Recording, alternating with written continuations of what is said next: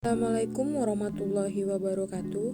Kami dari kelompok 2 mata kuliah manajemen biaya yang beranggotakan 5 orang, diantaranya saya sendiri Vinky Marcella, Rizka Wahyuni, Armelia Indah Azeli, Rizka Dwi Putri, dan Khairul Raihan. Di kesempatan ini kami akan membahas materi tentang penetapan biaya berbasis aktivitas dan analisis profitabilitas pelanggan, biaya proses dan alokasi biaya. A. Peran strategis dari Activity Based Costing. Activity Based Costing adalah metode untuk meningkatkan akurasi penentuan biaya, sementara inovasi yang relatif baru dalam akuntansi biaya telah diadopsi oleh perusahaan di berbagai industri dan di dalam pemerintah dan organisasi nirlaba. Pertimbangan lain adalah bahwa metode berbasis volume memberikan sedikit insentif bagi manajer untuk mengendalikan biaya tidak langsung. Peran penetapan biaya berbasis volume dan berbasis aktivitas. Penempatan biaya berbasis volume dapat menjadi pilihan strategis yang baik. Hal ini umumnya tepat ketika biaya umum relatif kecil atau ketika kegiatan yang mendukung produksi produk atau jasa relatif homogeni di seluruh lini produk yang berbeda. Sedangkan untuk mengembangkan sistem penempatan biaya, kita perlu memahami hubungan antara sumber daya, aktivitas, dan produk atau layanan. Sumber daya digunakan untuk aktivitas dan produk atau layanan adalah hasil dari aktivitas. Banyaknya sumber daya yang digunakan dalam suatu operasi dapat ditelusuri ke produk atau jasa individu dan diidentifikasi sebagai bahan langsung atau biaya tenaga kerja langsung. Sebagian besar overhead hanya berhubungan secara tidak langsung dengan produk atau jasa akhir. Yang pertama, sebuah aktivitas adalah tugas, tindakan atau unit kerja tertentu yang dilakukan. Suatu aktivitas dapat berupa tindakan tunggal atau gabungan dari beberapa tindakan.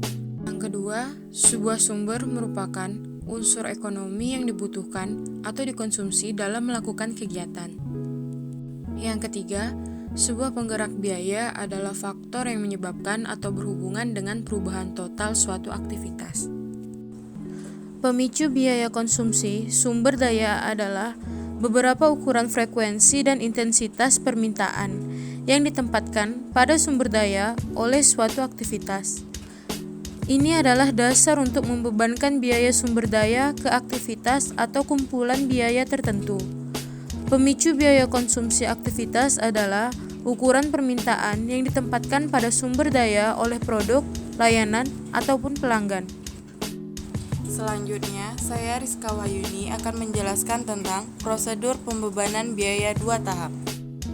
Sebuah pembebanan biaya 2 tahap, prosedur membebankan biaya sumber daya seperti biaya overhead pabrik, kumpulan biaya aktivitas, dan kemudian ke objek biaya untuk menentukan jumlah biaya sumber daya untuk setiap objek biaya. Sistem penempatan biaya berdasarkan volume biaya overhead pabrik, pertama ke pusat biaya pabrik atau departemen, dan kedua ke produk atau jasa. Pada tahap pertama, penetapan biaya berdasarkan volume biaya overhead pabrik digabungkan menjadi satu kumpulan biaya pabrik atau beberapa kumpulan biaya departemen. Pendekatan ini mudah dan sederhana, yang dengan mudah diagregasikan ke tingkat pabrik. Pada tahap kedua, tarif berdasarkan volume kemudian digunakan untuk membebankan biaya overhead ke masing-masing objek biaya. Langkah-langkah dalam mengembangkan sistem penetapan biaya berbasis aktivitas. Yang pertama, identifikasi biaya dan aktivitas sumber daya. Yang kedua, tetapkan biaya sumber daya ke aktivitas. Yang ketiga, tetapkan biaya aktivitas ke objek biaya. Selanjutnya, manfaat penetapan biaya berbasis aktivitas. Yang pertama, ada ukuran profitabilitas yang lebih baik. Kedua, pengambilan keputusan yang lebih baik. Ketiga, peningkatan proses. Keempat, perencanaan yang ditingkatkan. 5. Identifikasi biaya kapasitas yang tidak terpakai. Penetapan biaya berbasis volume. Sistem penetapan biaya berdasarkan volume membebankan biaya overhead pabrik atau FOH berdasarkan jam tenaga kerja langsung atau DLH. Contohnya adalah perusahaan memiliki total FOH yang dianggarkan sebanyak 2 juta US dollar. Karena perusahaan menganggarkan 100.000 jam tenaga kerja langsung untuk tahun tersebut. Tarif FOH adalah 20 US dollar per jam tenaga kerja langsung. Analisis profitabilitas pelanggan. Analisis profitabilitas pelanggan mengidentifikasi aktivitas layanan pelanggan dan pemicu biaya dan menentukan profitabilitas setiap pelanggan atau kelompok pelanggan. Yang kedua, analisis biaya pelanggan. Tidak semua pelanggan membutuhkan aktivitas serupa baik sebelum maupun setelah penjualan. Proses mengidentifikasi aktivitas dan pemicu biaya yang terkait dengan melayani pelanggan. Selanjutnya, saya Armelia Indah Azeli. Aktivitas yang berbeda seringkali memiliki pemicu biaya yang berbeda. Berdasarkan aktivitas dan pemicu biaya yang terlibat dalam layanan yang dilakukan untuk memperoleh dan menyelesaikan transaksi biaya pelanggan dapat diklasifikasikan ke dalam kategori berikut. Yang pertama, biaya tingkat unit pelanggan, yaitu sumber daya yang dikonsumsi untuk setiap unit yang dijual ke pelanggan. Yang kedua, biaya tingkat batch pelanggan, yaitu sumber daya yang dikonsumsi untuk setiap transaksi penjualan.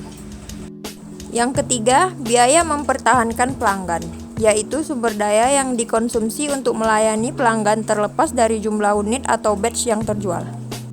Yang keempat, biaya saluran distribusi, yaitu sumber daya yang dikonsumsi di setiap saluran distribusi yang digunakan perusahaan untuk melayani pelanggan. Dan yang terakhir, biaya penopang penjualan, yaitu sumber daya yang dikonsumsi untuk mempertahankan aktivitas penjualan dan layanan yang tidak dapat dilacak ke unit individu, batch pelanggan, atau saluran distribusi. Selanjutnya, akuntansi konsumsi sumber daya adalah integrasi prinsip yang diturunkan dari sistem biaya Jerman, GPK, dan ABC. Penekaan RCA adalah pada kemampuan untuk mengatribusikan biaya baik tetap maupun profesional dengan objek biaya untuk pendukung keputusan, dan ada 3 konsep dasar untuk RCA. 1. Pandangan tentang sumber daya.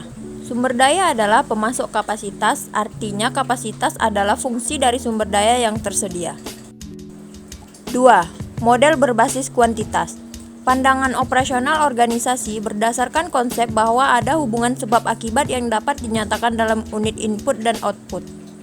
3. Perilaku biaya. Karakteristik biaya melekat pada sumber daya yang mendasarinya dan konsumsi sumber daya tersebut oleh operasi penciptaan nilai. Biaya proses. Karakteristik sistem perhitungan biaya proses. Satuan setara adalah jumlah unit lengkap yang sama atau serupa yang dapat diproduksi dengan mempertimbangkan jumlah pekerjaan yang sebenarnya dilakukan pada unit yang lengkap dan sebagian selesai. Satuan ekuivalen tidak sama dengan satuan fisik. Sebagai contoh, misalnya dalam bulan tertentu sebuah perusahaan kimia sedang memproses 30.000 galon bahan kimia, di mana 20.000 galon selesai pada akhir bulan. Tetapi 10.000 galon sisa hanya 50% selesai. Satuan yang setara adalah 25.000 galon. 20.000 ditambah 10.000 kali 50%. Persentase penyelesaian yang diukur dengan proporsi dari total biaya yang dikeluarkan dalam produksi produk. Biaya konversi bertujuan untuk menghitung unit produksi yang setara. Materi langsung. Bahan langsung dapat ditambahkan pada titik-titik diskrit atau terus-menerus selama produksi. Jika bahan ditambah secara seragam, proporsi yang digunakan untuk menghitung unit ekuivalen bahan langsung adalah sama dengan proporsi untuk biaya konversi. Dan perhitungan terpisah bahan langsung per setara tidak akan diperlukan. Baiklah, selanjutnya saya Rizka Putri akan menjelaskan langkah-langkah dalam perhitungan biaya proses atau laporan biaya produksi. Analisis aliran fisik unit produksi menentukan jumlah unit yang ada di awal work in process, jumlah unit yang mulai diproduksi atau diterima dari departemen, jumlah unit yang diselesaikan, dan jumlah unit di akhir work in process inventarisasi. Hitung satuan setara untuk setiap elemen biaya manufaktur untuk mengukur total kerja yang dikeluarkan untuk produksi selama satu periode akuntansi. Selanjutnya, tentukan biaya total untuk setiap elemen biaya manufaktur, setiap elemen biaya atau bahan langsung, tenaga kerja langsung, dan overhead, termasuk biaya saat ini yang terjadi dan biaya periode sebelumnya dari unit dalam persediaan awal barang dalam proses. Hitung biaya per unit ekuivalen untuk setiap elemen biaya manufaktur untuk menetapkan biaya produk yang tepat untuk mengetahui pendapatan dan manajemen kebutuhan lainnya untuk suatu periode akuntansi yang mencakup unit yang lengkap dan tidak lengkap. Tetapkan total biaya manufaktur ke unit yang selesai dan berakhir untuk membebankan total biaya produksi yang terjadi pada unit yang diselesaikan selama periode tersebut dan unit yang masih dalam proses pada akhir periode. Metode biaya proses. Metode rata-rata tertimbang mencakup semua biaya dalam menghitung biaya per unit, termasuk biaya yang terjadi selama periode berjalan dan biaya yang terjadi pada periode sebelumnya yang ditampilkan sebagai persediaan barang dalam proses awal periode berjalan. Ilustrasi perhitungan biaya proses ada 5. Yang pertama, analisis aliran fisik unit produksi. Yang kedua, hitung satuan setara untuk setiap elemen biaya manufaktur. Yang ketiga, tentukan biaya total untuk setiap elemen biaya manufaktur. Yang keempat, hitung biaya per unit setara. Dan yang kelima, tetapkan total biaya manufaktur ke unit yang selesai dan berakhir work in process. Selanjutnya, saya Rehan akan menjelaskan alokasi biaya, departemen produk bersama dan produk samping. Peran strategis dan tujuan alokasi biaya. Peran strategis alokasi biaya memiliki 4 tujuan. Yang pertama, tentukan biaya departemen dan produk yang akurat sebagai dasar untuk evaluasi efisiensi biaya departemen dan profitabilitas produk yang berbeda, pelaporan keuangan, dan kebutuhan pajak. Yang kedua, motivasi manajer untuk mengarah upaya tingkat tinggi untuk mencapai tujuan manajemen puncak. Yang ketiga, berikan hak insentif bagi manajer untuk membuat keputusan yang konsisten dengan tujuan manajemen puncak. Yang keempat, tentukan imbalannya dengan adil diperoleh oleh manajer untuk usaha dan keterampilan mereka dan untuk efektivitas pengambilan keputusan mereka. Sejumlah masalah etika penting dalam alokasi biaya.